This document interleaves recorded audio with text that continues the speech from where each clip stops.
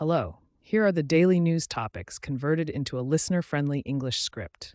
Each topic is summarized in 3 to 4 concise lines while keeping the original details and figures. Topic 1. De-escalation in the Middle East. Israel and Lebanon agreed to a U.S.-mediated 10-day temporary ceasefire, easing regional tensions.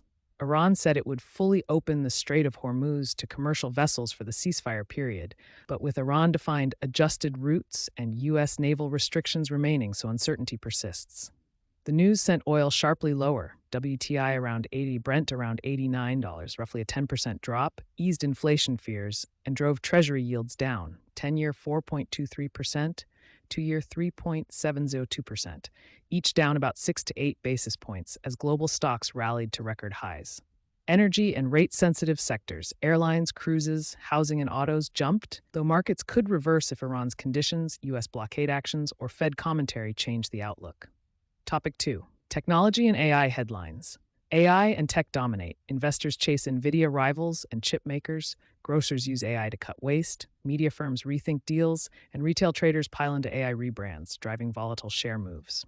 European AI chip startups such as Euclid, Optalysis, Fractile, Arago, Axelera, and Olix are seeking large funding rounds, hundreds of millions to nine-figure sums. Euclid is discussing at least 100 million euros, but European foundry, capital, and talent gaps mean commercialization will lag US-China, while NVIDIA sustains an edge via roughly $18 billion plus annual R&D and big M&A. Retailers like Kroger are using platforms such as Flash Food to target near-expiry items, cutting shrink by about 27% on average and boosting store visits and spend. Markets are seeing narrative-driven spikes. Allbirds' rebrand to New Bird AI drew $5.2 million in retail net buying and an 800% intraday rally before a 20-cent per plus drop the next day. OpenAI unveiled GPT Rosalind for life sciences with partners including Amgen, Moderna, and Thermo Fisher. And Anthropic's CEO Dario Amodei is set to meet White House officials amid supply chain blacklist disputes, while safety and policy debates intensify after violent incidents linked to AI opposition. Topic 3. Europe's jet fuel squeeze. The Iran-related disruption and near closure of Persian Gulf routes has sharply hit global oil and jet fuel flows, and the IEA's head, Fatih Birol, warned Europe may have only about 6 weeks of jet fuel left. An estimated 13 million barrels per day of fuel flows were disrupted by the Strait of Hormuz blockade, with limited alternative supply capacity. While prices briefly eased after regional pause talks, Brent about $98, WTI about $93, volatility and elevated fuel costs persist. Some carriers, including KLM, have cut flights, and decisions to hedge or reduce capacity vary by airline. If the disruption endures, expect growing flight cancellations and upward pressure on consumer prices and growth in Europe. Topic 4. David Ellison on the Paramount-WBD merger.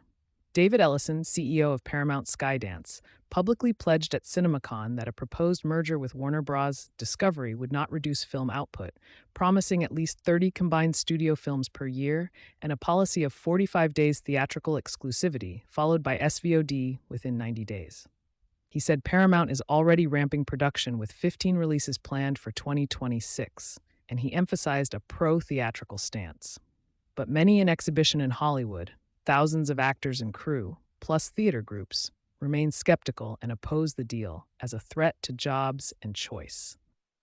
The Justice Department is reviewing antitrust implications, Senate inquiries continue, and regulatory and industry scrutiny mean the merger's ultimate impact is still unsettled. Topic 5.